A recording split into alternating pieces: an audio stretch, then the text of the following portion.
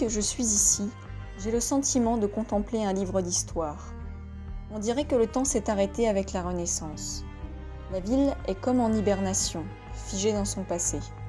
Seules les voitures, la foule qui la traverse, nous rappellent au présent. Pourtant, Florence est prise de légers sursauts qui la réveillent au monde actuel. D'humeur changeante, elle laisse quelques nouvelles constructions s'insinuer avec réticence. On dirait qu'elle lutte contre l'inéluctable envie de se laisser remporter par les nouvelles modes d'aujourd'hui. Mais le plus souvent, elle parvient à refouler ses accès de modernité. C'est à l'ouest de la ville que je franchis la limite entre la cité sans âge et la métropole du XXIe siècle. Piazzale al Porta del Prato, la rupture est violente. Je quitte le cœur piéton et protégé de Florence. Là, le tram me coupe le passage. Les autos vrombissent sur la 4 voies. L'ancienne ligne de rempart n'est désormais plus que de rails et de créneaux caténaires. Une tour résiste encore à l'emplacement de la porte ouest de la cité, comme pour marquer le refus de Florence à se laisser envahir par ses machines. De l'autre côté de la route, l'ancienne station de train Leopolda fait figure d'œuvre en déconstruction. Cette ruine maîtrisée affiche sa structure, révélée à ciel ouvert. Ses lignes d'acier et ses arcades de pierre en écho à la tour isolée. Je poursuis ma route en longeant la nouvelle station, tandis qu'au fond se dessine une rampe monumentale, comme un tremplin pour s'envoler au-dessus de la ville moderne. Et puis se dévoile enfin l'ensemble de cet édifice dans la lumière de midi, dressé sur une vaste esplanade qui le détache des autres constructions alentour. C'est le Nuovo Teatro dell'Opera, par ABDR Architectes, de Rome. Des blocs d'apparence monolithique sont imbriqués pour une architecture tectonique qui joue sur les pentes, les obliques, l'équilibre des volumes.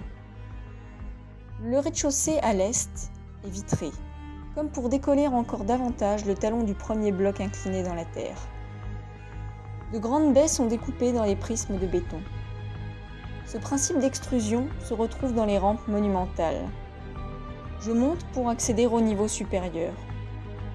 Je croyais que la peau lisse des blocs était de béton simulant la pierre.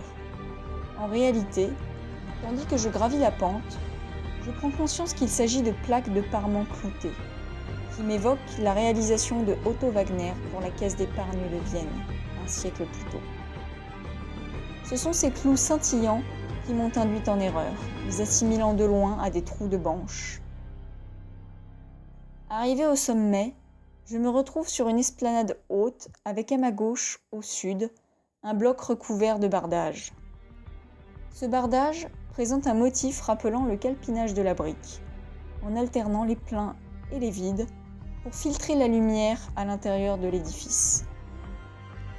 À l'arrière de celui-ci, se déploie une immense terrasse imaginée comme un parvis, avec un emmarchement qui mène au bord des garde-corps de verre. Ces garde-corps s'effacent dans le paysage lointain des collines toscanes. Au sud, le volume en bardage semble proche du basculement. Il se tient en équilibre au-dessus d'une rampe, par un jeu de porte-à-faux, qui permet d'ailleurs de cadrer sur la cité historique au loin. En bas, au niveau zéro, un vaste espace jardiné donne du recul pour embrasser d'un regard l'opéra dans son intégralité.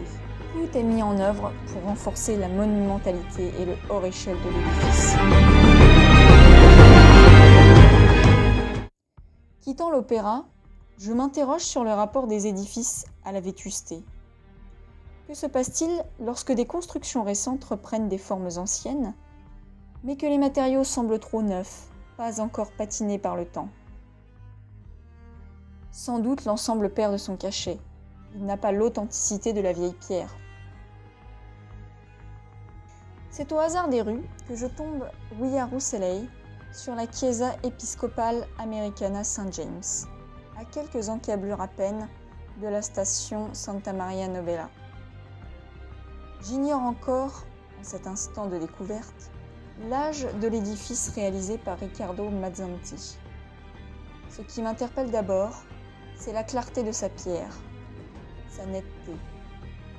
Cette église avec portique d'entrée surmontée de créneaux et d'une grande baie ogivale date en réalité du XXe siècle et n'est donc qu'un pastiche. Rien d'étonnant alors à ce que sa façade ne semble en aucun cas altérée. A l'inverse, au pied du musée El Bargello, l'ancien tracé des tours et remparts disparus n'a pas été reconstruit. Plutôt que de risquer le pastiche, une simple ligne métallique au sol rappelle les traces de la colonie romaine.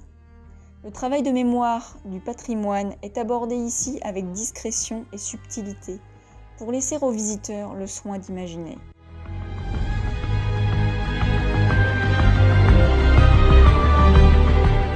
Dans la cité ancienne, je repère de petits délires modernes, ruines en folie, art contemporain. Borgo Santo Apostoli, plus précisément face au Ponte Vecchio.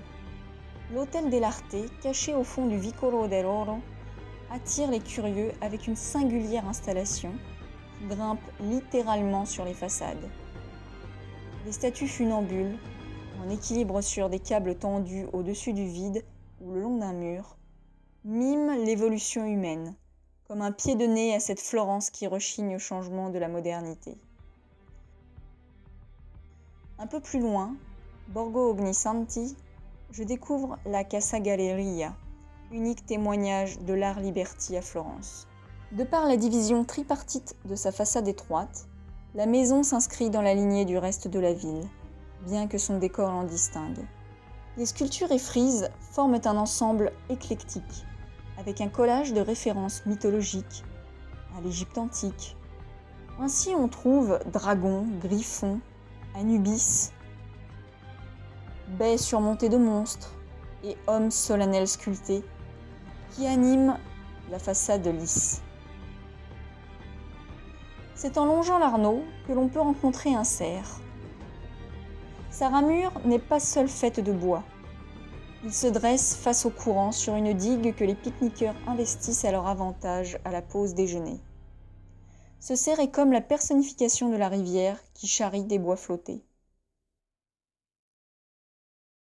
La colonne peut aussi devenir insolite lorsqu'elle se retrouve isolée.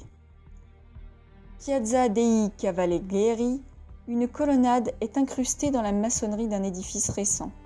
Et si on traverse la rivière pour l'Oltrano, on tombe sur cette colonne seule, Piazza Santa Felicita, à quelques mètres du Ponte Vecchio, et qui, non contente de ne plus porter d'édifice, supporte l'océan du touriste, qui retarde le moment de se replonger dans la foule grouillante du pont.